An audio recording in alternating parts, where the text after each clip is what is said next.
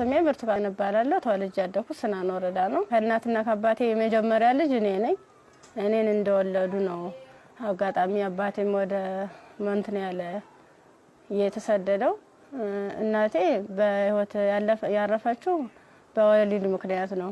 ከዛ በኋላ ምንድነው የተደረገው? አያቴ ጋር እንዳድግ ቆየው። ከአያቴ ጋር እየኖርኩ ያለ 8 አመት ሲሞላኝ ትንሽ እሷንም ይቸግራታል። እባካችሁ ልጅትን ለሰው ልስጥ እና ፈልጉልኝ ምናምን ትላቸዋለች። እሷ ማለት ነው አያቴ አሉ። በ8 አመት ያስወጥተው